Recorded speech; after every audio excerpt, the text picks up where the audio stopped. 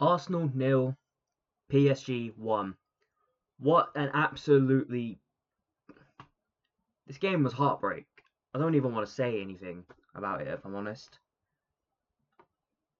So pathetic, genuinely. We started off the game...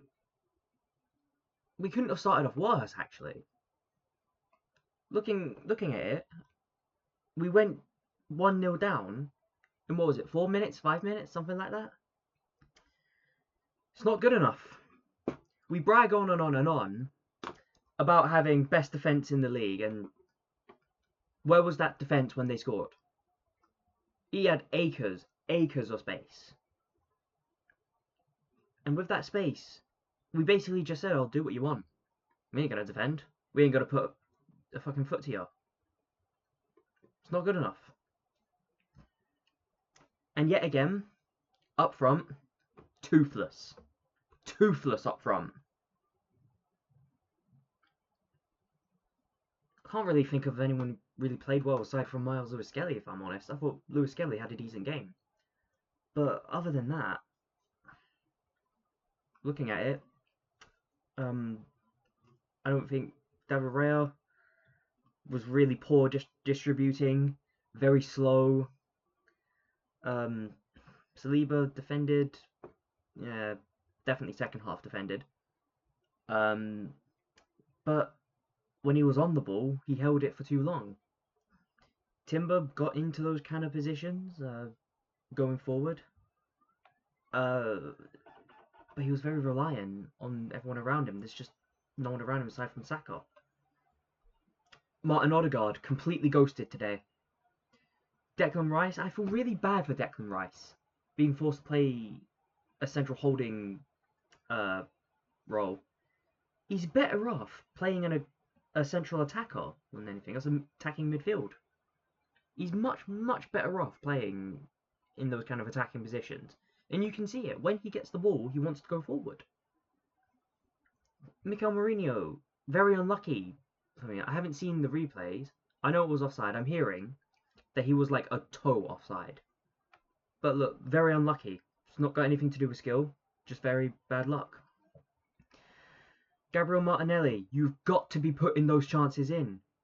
When we get those kind of chances, you're thinking it's 1-0, it's 2-1. Why are those not goals? Trossard, I don't even want to talk about him. Completely absent today.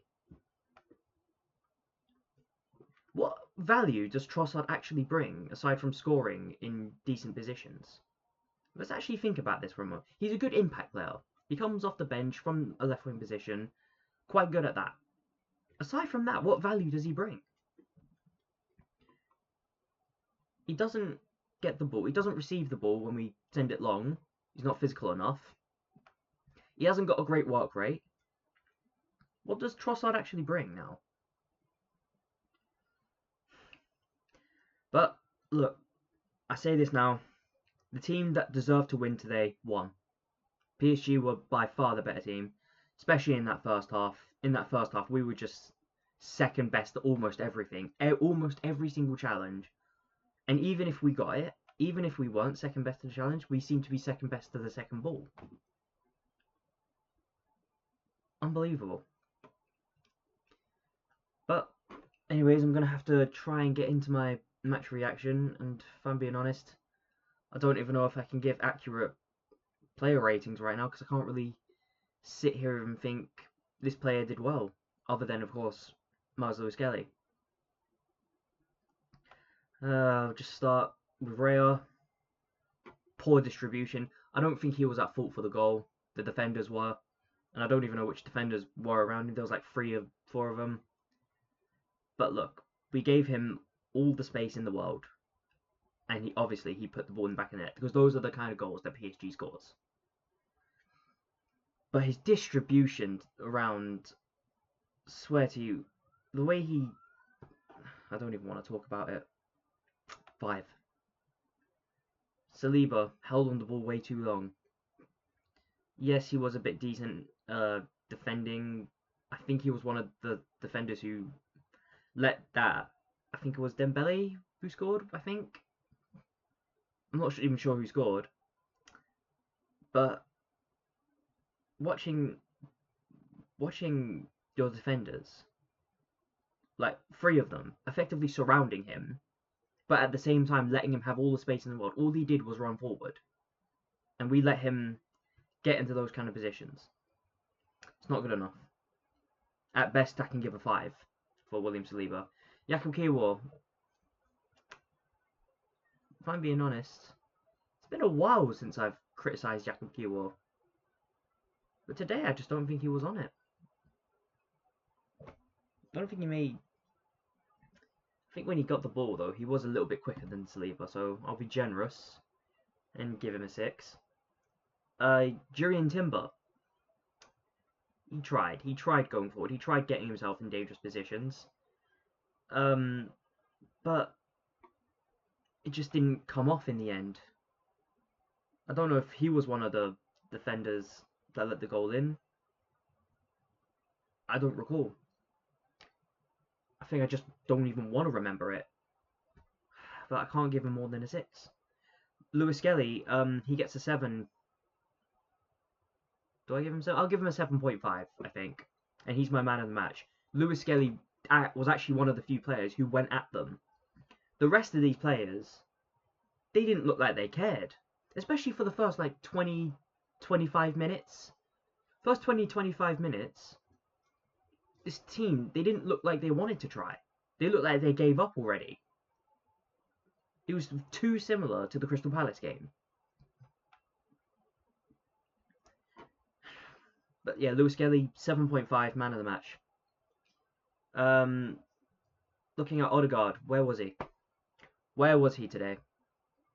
I've been an avid defender of Martin Odegaard for a long while now, but I can't defend this. I cannot defend this. I think now is the time, more than anything else, to take that captain's armband off of him and put it on Declan Rice. Declan Rice deserves a chance. Speaking of Declan Rice, I'll give him a 7. I thought Declan Rice, watching him go forward, even in a midfield holding, as a holding midfielder, I can't speak. Yeah, even as a holding midfielder, that was what we needed, especially when we needed it. But I feel bad for him. I genuinely feel bad for him. I want him in an attacking midfielder position. That's where I know he can thrive.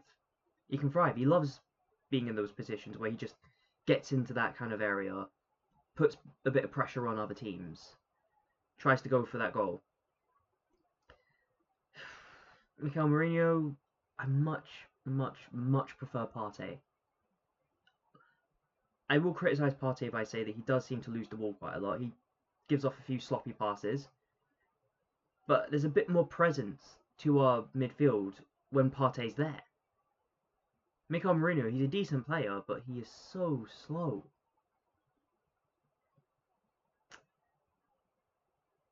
And I think Mikel Mourinho, he's a good squad player, but I don't think he's a first team player. We really did miss Partey today, but I'm not going to use that as an excuse. We just weren't good enough. Mikel Mourinho, 6. Here we go to our attack now. Bukayo Saka. Hurts me to say this, but I don't think Bukayo Saka had a great game either. He's an absolute star boy, but today won it. 6, 6.5.